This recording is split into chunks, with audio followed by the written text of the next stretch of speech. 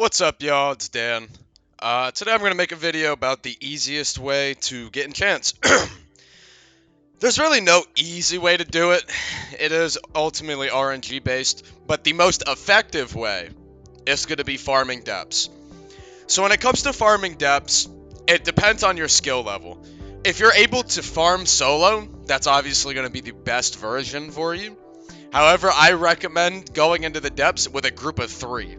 With a group of 3, generally everyone's going to get luck, everyone's going to get experience, and since there's only 3 of you, it's not as much of a fight when it comes to who gets what loot. Additionally, one of those people should probably be a graceful user. You could probably get away without it, but it makes things much more easier. Being able to regain sanity, being able to heal at a moment's notice, it's ultimately what makes it the easiest. Now, when it comes to the mobs you want to farm, typically you're going to want to go for the Mama Thresher, any enchanted mob, Black Sharkos, Owls, go to the Spider Boss.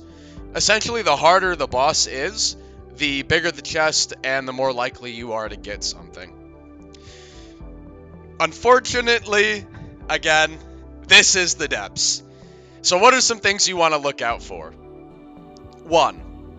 If you're in a situation where you see multiple mobs clumped together, always deal with the ones that have the most long range attacks. Let's say you see 2 Threshers, a Lionfish, and a King Jellyfish. Always do the King Jellyfish, then do the Lionfish, then do the Threshers. The last thing you need for you to happen to you is for you to get around low to mid health fighting, let's say, a Mama Thresher, and then a Lionfish comes out of nowhere, beams you before you can even react, and you're wiped. If you see too many mobs in a situation, don't just run into it and think, oh, we'll be fine, or, it's just a Lionfish and a couple Crocs, we're okay. Never think that.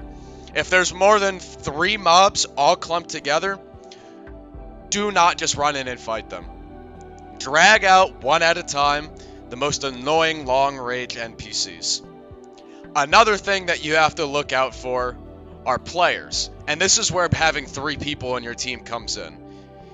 Typically, nowadays, most people aren't going to really fuck with you in the depths.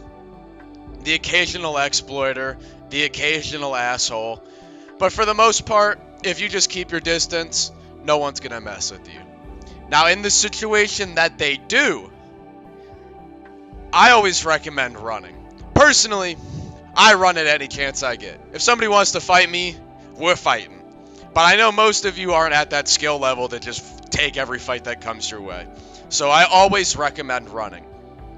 When you are running, always try to get into the city. If you're able to get into the city, jumping in and out of buildings, going around tight corners, that's going to be the safest way for you to get out of combat and then log.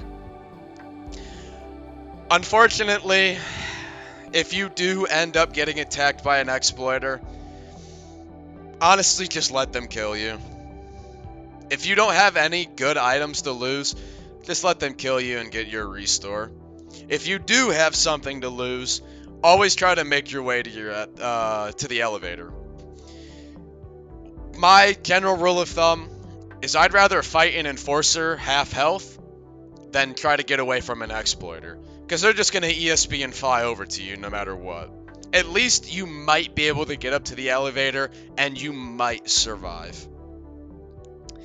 Another big tip, if anybody comes up to you and asks for anything, it's time to go, my boy. That's somebody comes up to you on the street and says, yo, what size shoes are those? Yo, where'd you get that jacket? It's time to go. If anybody asks for food or a fire, get your ass out of there, because they're about to beat the ever-living fuck out of you. Those are my certified depths tips. So, good luck enchantment hunting, and it's not if. When you do get jumped by exploiters, let's hope you get a good mod who restores you right away. Peace.